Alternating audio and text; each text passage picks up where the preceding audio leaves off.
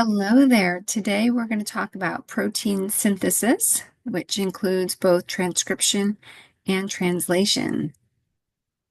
When we talk about protein synthesis, we're talking about gene expression. So when the DNA includes your genes and then we read and interpret those genes, we are expressing those genes. So gene expression is protein synthesis, or I should say protein synthesis is gene expression.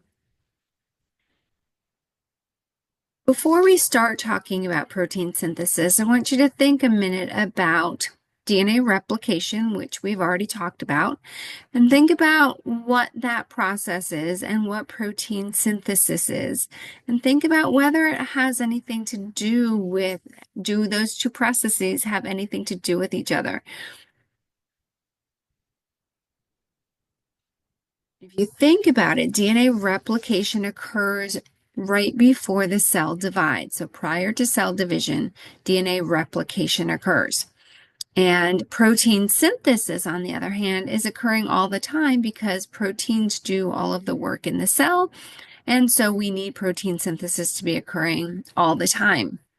So the two processes don't have anything to do with each other. DNA replication occurs prior to protein synthesis. DNA replication occurs prior to cell division, and then protein synthesis occurs on a continuous basis throughout the life cycle of the cell because the cell is constantly in need of proteins to do the work for the cell. So they're two separate processes. We don't want to associate one with the other, even though there are some similarities between the two processes. But we only talk about the two in the same unit because there are some similarities. We are making nucleic acids in both cases. But when we're talking about DNA replication, that's a separate process from protein synthesis. So keep that in the back of your mind that they are two completely separate processes. When we're talking about protein synthesis, we're looking at both transcription and translation. And that is the central dogma of biology, that DNA codes for RNA, RNA codes for proteins, and then proteins are responsible for gene expression, doing all of the work in the cells, expressing those traits that are tied up in our DNA. So DNA to RNA to protein synthesis or to proteins is protein synthesis, so transcription and translation, and that again is the central dogma of biology. So when we're looking at transcription, again, that's going to be making messenger RNA using the DNA as a template. And then translation is reading the messenger RNA and using that to make your polypeptide chains, which will then ultimately fold up and form into the functional proteins. Ribosomes are going to be the site of translation where the proteins are made. When the messenger RNA comes off of the DNA molecule, that is called the primary transcript. And again, the central dogma of biology is that DNA codes for RNA, which then codes for proteins. When we look at the difference between prokaryotic cells and eukaryotic cells and protein synthesis in prokaryotes versus eukaryotes, there are a few differences. When we look at bacteria cells, prokaryotes, because they don't have a nucleus, we're going to actually have transcription and translation occurring in the same location, which is in the cytoplasm. And because they occur in the same location, we can actually do transcription and translation simultaneously. So both of those processes can occur at the same time. Eukaryotic cells, on the other hand, do have a nucleus, and so transcription is going to take place in the nucleus, and translation is going to take place in the cytoplasm. The other difference between eukaryotic cells and prokaryotic cells is that eukaryotic cells do RNA processing prior to the mRNA leaving the nucleus.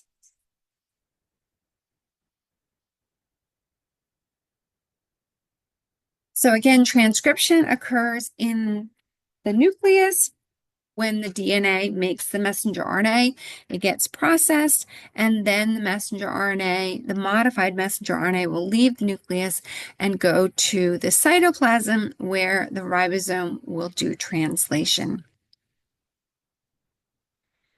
When we look at the genetic code, we've got 4 nucleotide bases in the DNA, so 4 nucleotides that will code for the DNA, 4 nucleotides that code for RNA as well, and then we've got 20 amino acids that make up the proteins. In the DNA, the bases code for the amino acid sequence, and every 3 letters in the DNA is called a triplet code, and then in the messenger RNA, those triplet codes will code for a codon, so codon would be complementary to the triplet code, and then each codon will code for an amino acid, and that sequence will create a polypeptide chain. So if we look at this diagram, you can see the template DNA strand is going to be 1/2 of the DNA. So half of it codes for the protein, the other half doesn't. And then the template strand is used to make the messenger RNA strand. So the messenger RNA strand will be complementary to the DNA template strand. And then the messenger RNA will code for the amino acid sequence. So again, you've got triplets in the DNA template. You've got codons that are complementary to the triplet code. And then you've got amino acids that each codon codes for. Then the amino acid sequence is the primary structure of the protein. So again, the template strand is going to provide the template for making the messenger RNA. The codons are going to be read 5' to 3'. So the messenger RNA gets built 5' to 3', and then it gets read 5' to 3' in the ribosome. When we look at the codon table, there are again 20 amino acids, but there are 64 codons in the codon table. So if we look at that codon table, we've got 64 spots in the codon table.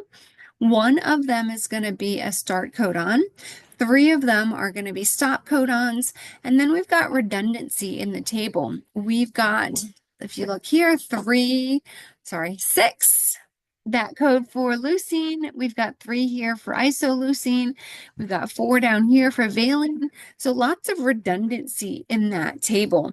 And that redundancy allows for more than one amino acid to be coded for a codon. So that's going to allow some flexibility in our protein production.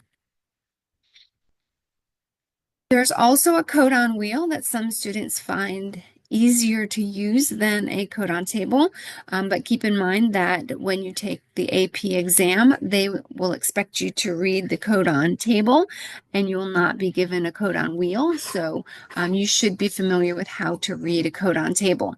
And when you're looking at the codon table, the first base is going to be on this side. So when you've got your codon, you're looking at the first letter, and then it's going to be in one of those rows. Once you found your first letter, then you're going to look at your second base and figure out which column it's in. So which row and which column will tell you which box it's in. And then the letters on the right-hand side will tell you the third base. And so which one inside the box is your amino acid. When we look at the DNA is universal, which means that organisms across the planet all have the same DNA molecule, except what makes the DNA different from one species to the other is the order of the bases in that DNA. So the molecule itself is the same. It's the order of the bases that makes it different. And so because of that universal nature of the genetic code, you can cut a gene from one organism out and put it into the DNA of another organism, and that other organism won't be able to express those genes. So here you can see a tobacco plant that has a firefly gene inserted into its genome, and so it's glowing like a firefly. And then you can also see a pig that has the green fluorescent protein gene inserted into its genome, and so it can glow fluorescent green. So we can cut genes out of one organism and place them into another. And we'll talk more about that when we get to our biotechnology portion of the unit. So if we look in more detail at transcription, transcription is the first stage of gene expression where you're making the messenger RNA molecule. So the RNA polymerase is the enzyme that's going to build the messenger RNA molecule.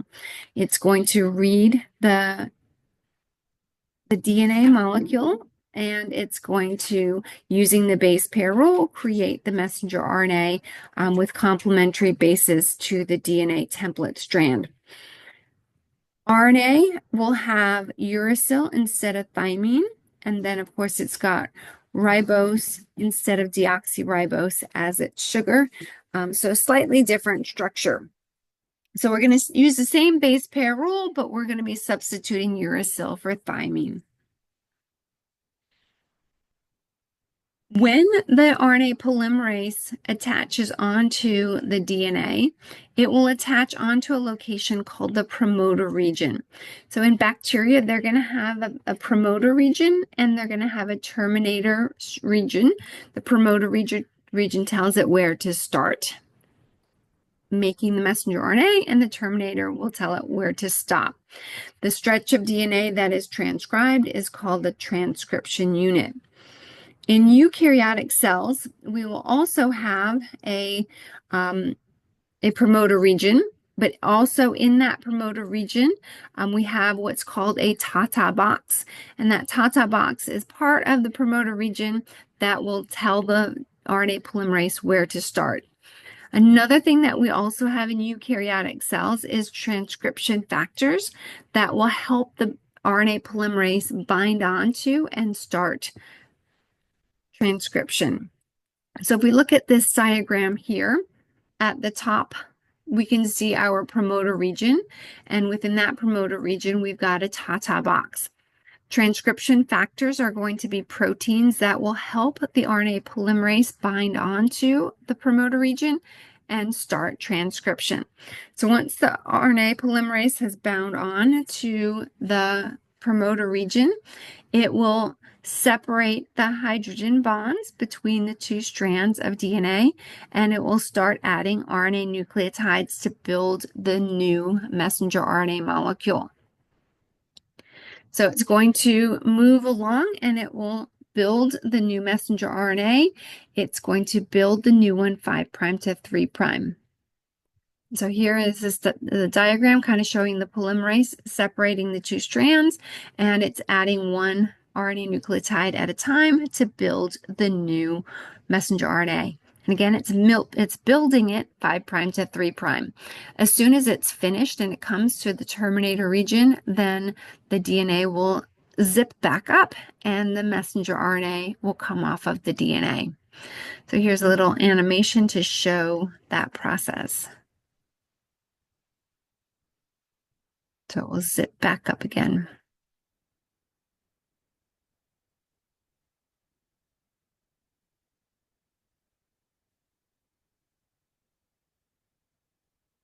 And then it will come to a termination region, which is going to be a set of nucleotides that will tell it to stop. So the RNA polymerase will come off, and then the messenger RNA will move away from the DNA.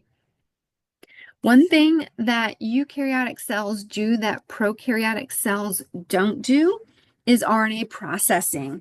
So after the messenger RNA comes off, that's going to be the primary transcript, it will get modified, and it gets modified in 3 ways. Two things that will happen is that it will get a 5' cap and a poly A tail. So the 5' end is going to receive a modified nucleotide, and it will kind of protect the front end of the messenger RNA, and then the 3' end gets a poly A tail, So a whole bunch of extra A's get added on to the end. And again, the 5' cap and the poly A tail, they modify and they protect the messenger RNA. So really what happens is that messenger RNA gets protection from enzymes that could break it down as it moves through the cytoplasm. It will also help it leave the nucleus and find the nuclear pore to get out, and it will help the ribosome attach onto the 5' end of the messenger RNA. So lots of nice reasons to keep that messenger RNA protected with the 5' cap and the poly A tail. So here you can see the 5' cap on this end, and then the poly A tail on that end. And the other thing to make note of is when we look at the section that actually codes for the protein, it's also tucked in the middle here. So there's going to be an untranslated region at the beginning and an untranslated region at the end, which means there are nucleotides before the section that codes for the protein, and there are nucleotides after it. So that gene, that section that actually codes for the protein is kind of tucked in there and protected on both ends. The other modification that happens, and again, this is in eukaryotic cells only, the RNA gets spliced. So what will happen is in that primary transcript, there are sections that do code for the protein and there are sections that don't code for the protein. So the non-coding regions are called introns and the coding regions are called exons. And so RNA splicing is going to remove the introns and connect together the exons. So if we look at this picture here, the light pink, those are going to be your introns, and then the red is your exons. So the introns get cut out and the exons get connected together. And so that then has just the coding region in the middle of that, that messenger RNA molecule. Because enzymes do all the work in the cells, of course, there are enzymes that do that splicing, and those enzymes are called spliceosomes. One thing that makes eukaryotic cells more efficient is that splicing and the ability to splice.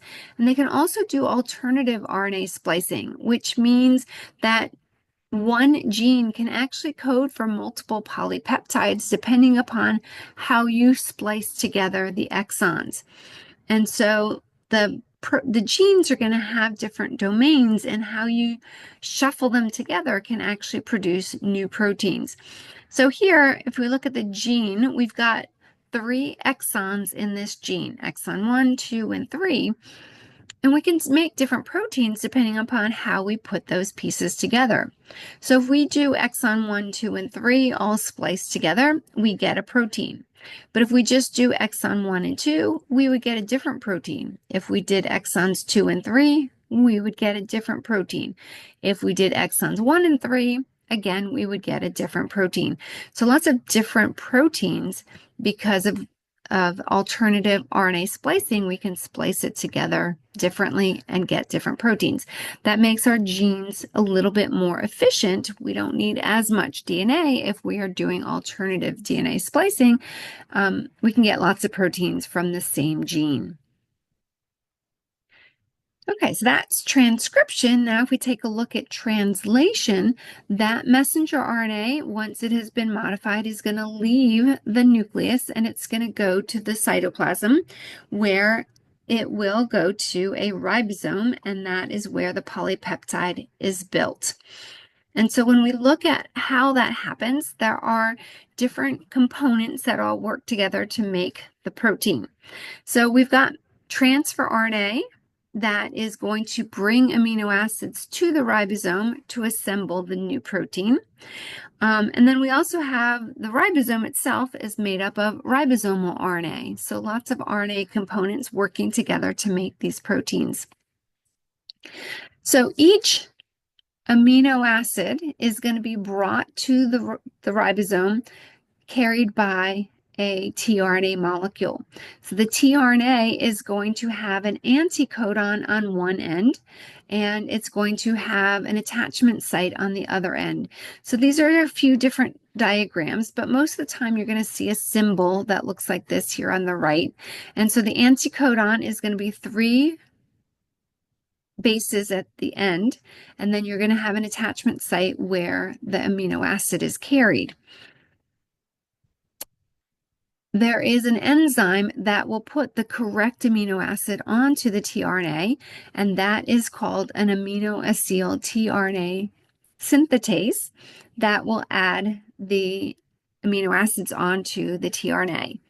And because the third base in the codon is kind of flexible, and that's where we have that redundancy in that codon table, that wobble allows for some tRNAs to bind more than one codon into more than one codon to an amino acid. So here's your aminoacyl tRNA synthetase. It's going to have a site here that a specific anticodon will fit into on the tRNA. And then once that anticodon fits in there, then it will attach on the correct amino acid. So it's going to be a very specific amino acid for a very specific anticodon. The ribosome is then going to be the site of translation, and there's actually 2 ribosomal subunits that will come together to assemble when the protein is being made. So the ribosome has 2 ribosomal subunits. They're slightly different in bacteria versus eukaryotic ribosomes. So there are some differences between the two, but essentially they're the same. They've got 2 subunits that make up the ribosomes. In the ribosome, we're going to have these little parking spots, and then the messenger RNA is going to travel through it, moving the 5' to 3'. So it will enter the 5' and it moves along 5' to 3'. So when we're looking at that diagram, we've got a P site, an A site, and an E site. So the P site is going to be in the middle here where you've kind of got the protein part. And so you've got your building protein, your polypeptide chain is being built and held in the middle. A new tRNA is going to come into the A site. And once you've got 2 amino acids next to each other in that ribosome, this amino acid will bind onto that amino acid, and then it will be released from the tRNA. That tRNA that has dropped off an amino acid will then leave from the E site. And the ribosome kind of just moves from one spot to the next down the messenger RNA. And so again, you've got 3 stages of translation, just like you had 3 stages of transcription: initiation, elongation, and termination. So in order for the messenger RNA to kind of start translating, the ribosome has to find the start codon first. So it's going to find the AUG start codon before it starts doing translation. So the small subunit is going to attach onto the messenger RNA, and it's going to move down the messenger RNA until it finds that start codon, that AUG. Then the large subunit is going to attach onto it, and then it's going to start building the polypeptide chain from there. So those initiation factors are going to bring in the large subunit, and then that will create the ribosome, that translation initiation complex. So here you can see the messenger RNA moving down the small subunit of the ribosome, and then once it finds the AUG, then the first tRNA carrying that methionine will come in, and you'll have the large subunit attaching on, and then the next tRNA will come into the next site with the anticodon matching up with the codon for the next location. And then it will continue reading down 5' to 3', with proteins called elongation factors. We'll keep adding a new amino acid to the chain of growing polypeptides. So here, if you start at the top, here's your polypeptide chain in the middle. So that tRNA is in that P site. And here's a new tRNA coming into the A site with a new amino acid. Once they're next to each other, this amino acid will covalently bond to this amino acid, breaking the covalent bond between the amino acid and the tRNA. And then this one will shift over to the E site so it can exit. And then you've got a longer polypeptide chain. And then it keeps shifting down and down as you go. So here's a little animation kind of showing you that process. So the ribosome just keeps shifting down. A new tRNA will come in. Those two amino acids bond together. The tRNA that has dropped off an amino acid leaves, and a new one comes in. And it will keep doing that until it reaches a stop codon.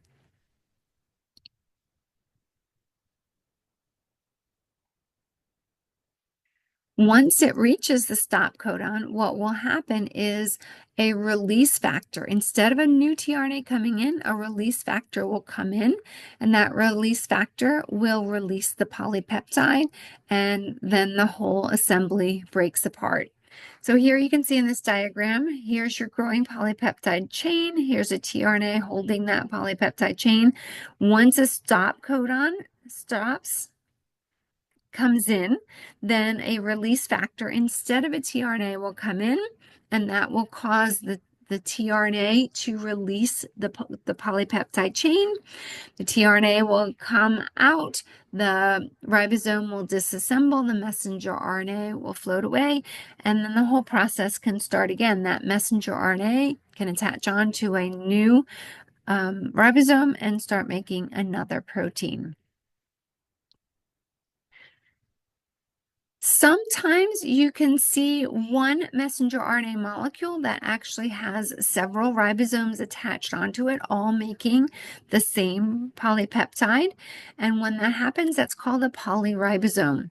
You can think of it like a messenger RNA going through a series of tunnels.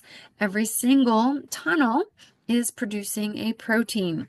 So here's your messenger RNA. It's moving through to the left, and as it moves through, each ribosome is making a protein. So it kind of went through this one first, and then it went through that one, and then that one, and then that one. And so these are farther along than the one over here on the left, because again, it goes through 5' to 3'. Once a protein, or I should say polypeptide chain, comes off of the ribosome, oftentimes it's modified. So that methionine, even though the proteins are all going to start with that start codon with a methionine amino acid coming in, not all proteins will keep that methionine. So a lot of proteins will get modified. They could get modified by getting, the ends chopped off. They are going to fold up into their final overall shape. But most polypeptides will get modified in some way after translation occurs. And we'll talk about that more when we talk about gene expression. So proteins will coil and fold up into its 3D shape. And some of them will require post-translational modifications. Some polypeptides get activated by enzymes that cut them. Others come together to form subunits of a protein. So we might have multiple polypeptides coming together to form that quaternary structure. And we talked about protein folding earlier in the year. Another thing to be aware of with polypeptides and protein synthesis is that some ribosomes are going to stay in the cytoplasm and produce proteins that would stay in the cytosol, and other proteins are going to other ribosomes are going to make proteins that are going to go into the endoplasmic reticulum that will get shipped somewhere else. So they might be going to the cell membrane, or they might be going out of the cell. So they might be secretory proteins. So we're going to have free ribosomes and we're going to have bound ribosomes. So the free ribosomes are, again, producing proteins that stay in the cytosol. And so they're going to be making proteins that stay put. The bound ribosomes, what determines whether they're bound or free is that there is a signal peptide at the beginning of the protein that will determine whether it gets bound or not. So if it is a bound protein, then that signaling peptide is going to come off as that messenger RNA moves through the ribosome. That signaling peptide is going to attach onto the SRP. The SRP is going to cause it to be bound to the endoplasmic reticulum membrane. And then that will allow the protein to be synthesized into the endoplasmic reticulum, where it can then be, once it's produced, be modified and shipped to wherever it needs to go. But it's that signaling peptide at the beginning of that protein that determines whether it is a free ribosome or bound to the endoplasmic reticulum. And then once the protein has been produced, and that stop codon is read and the whole assembly gets disassembled and the protein is finished, then that ribosome is free floating again. So the ribosomes are only attached to the rough endoplasmic reticulum while they are making proteins that are designated to go into the endoplasmic reticulum to be shipped to wherever they need to go. And then finally, what we're going to talk about real quick is mutations. There are different kinds of mutations, and that has an effect on the protein and protein synthesis. So if we think about when mutations occur, mutations are going to occur when DNA replication makes mistakes, and it does sometimes make mistakes, and so mutations can occur that way. But there are also mutagens in the environment that can also cause mutations. So UV radiation, toxins, things like that can also cause changes in the DNA. So a mutation is a change in the genetic material or the code of the cell or the virus. And then there are different kinds of mutations. There are point mutations and there are frame shift mutations. A point mutation is when you've got just one letter or one base pair changed in the DNA. And when that happens, we can, that usually just affects one amino acid. So here's an example of a point mutation. A substitution mutation, we've got a hemoglobin molecule. So normally hemoglobin is going to have an amino acid in this location. And then when we look at sickle cell anemia is a point mutation when you've got one letter being changed. So this amino acid is changed to this amino acid, and that leads to the hemoglobin protein in our red blood cells to not quite fold up correctly. And because it doesn't fold correctly, the red blood cells, when they are low in oxygen, don't carry oxygen as well, and it causes the red blood cells to form into a sickle shape. So that one base can cause all kinds of problems with our blood cells because the protein isn't functioning the way it normally would. And so that's just a point mutation, but even one letter leading to one amino acid change can have severe consequences. So if we look at a point mutations again are when you've got one nucleotide pair is substituted for another.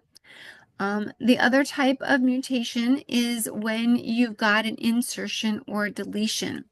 So substitution mutations, again, when you've got one letter changed to a different letter, that could lead to 3 different scenarios. It could be because there's redundancy in the code. It could be that there's no effect on the amino acid sequence, and that's called a silent mutation because you're still coding for the same amino acid. It's not changing the protein.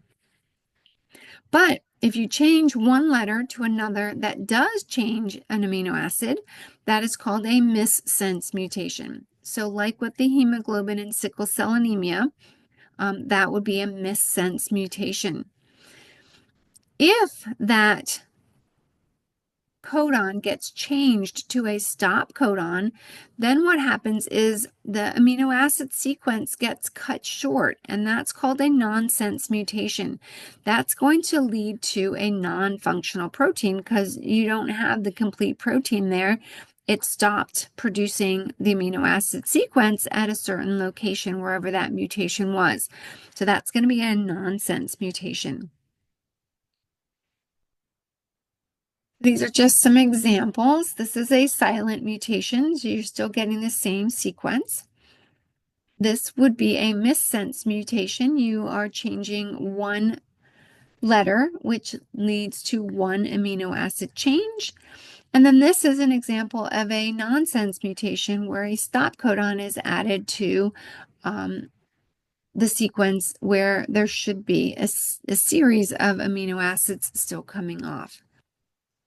The other type of mutations are insertion and deletion mutations, and that's when you add a letter or take a letter out, and that's going to cause the reading frame to totally shift, which means every single codon from that point on is going to be completely different. It's going to be shifted, which means every amino acid from that point on is going to be different.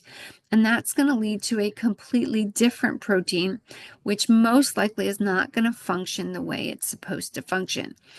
So that's going to be bad. So here is a nucleotide insertion, which is a frame shift caused by an immediate nonsense. So here that shift is actually causing a stop codon to pop up.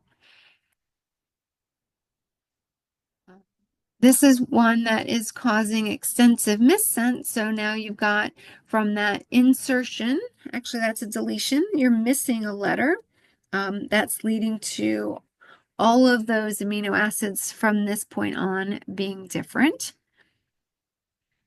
And here we've got no frame shift, but one amino acid is missing. So here we are missing 3 letters. So an entire codon is missing. And so it's shifted, all of the amino acids are kind of shifted down a little bit. So you're missing one amino acid there.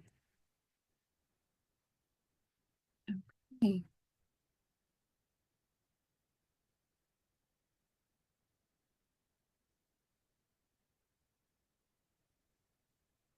This is kind of showing you with prokaryotic cells, because there is no nucleus, we can actually have the RNA polymerase making the messenger RNA, and as it's making it on the DNA, the ribosomes are reading the messenger RNA that's coming off of it, and it's making the proteins.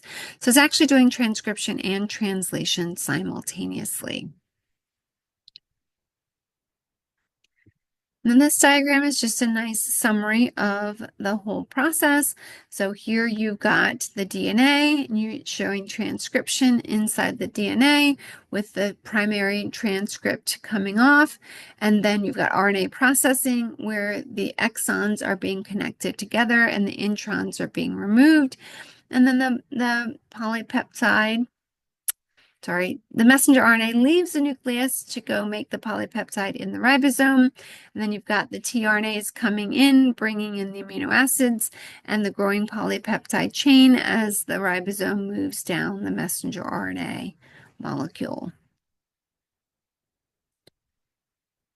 Okay, I hope that is helpful in understanding transcription and translation in protein synthesis. Let's take a quick look at this BioFlix video to sum up that process.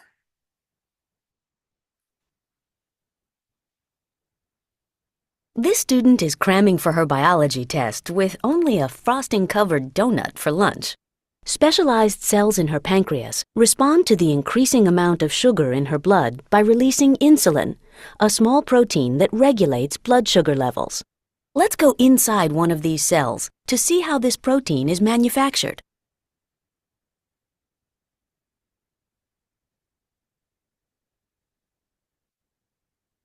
The instructions for making insulin are coded by a segment of DNA in the nucleus. In transcription, an enzyme zips along the DNA, forming RNA, shown here in red. RNA nucleotides line up with their complementary DNA partners, transcribing the information in DNA into RNA. As the RNA grows, it is processed in several ways. First, a modified guanine nucleotide is added to the beginning as a cap. Also, segments of the RNA strand that do not actually code for the protein are removed, and the remaining segments of RNA are reconnected. Finally, extra adenine nucleotides are added to the end of the RNA strand, forming a tail. The completed messenger RNA, mRNA, now leaves the nucleus. The message in mRNA is translated into a protein in the cytoplasm. First, a transfer RNA, tRNA, arrives, carrying a specific amino acid. The small subunit of a ribosome attaches to the mRNA. Now, the large subunit of the ribosome attaches. A second tRNA docks, bringing another amino acid. The ribosome helps to form a covalent bond between the two amino acids. The mRNA shifts, and the first tRNA leaves. A new tRNA brings another amino acid. The ribosome helps to form a new bond, and the process is repeated.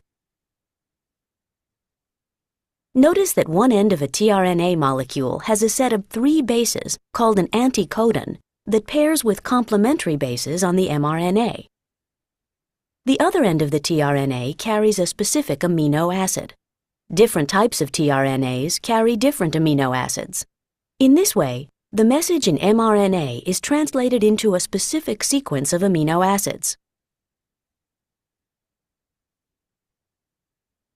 For proteins that will be secreted from the cell, like insulin, the ribosome docks on the rough ER, and the protein grows into the ER compartment. The new protein molecules are packaged in a vesicle that is transported to the Golgi apparatus, where many proteins are processed. However, insulin is packaged in a vesicle that leaves the Golgi and is then processed. Proteins secreted from the cell are shipped to the plasma membrane. Here, insulin is secreted from the pancreas and begins to regulate the student's rising blood sugar levels.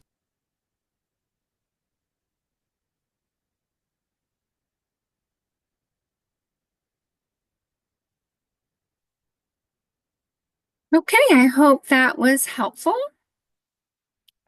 We will talk about gene expression in our next video.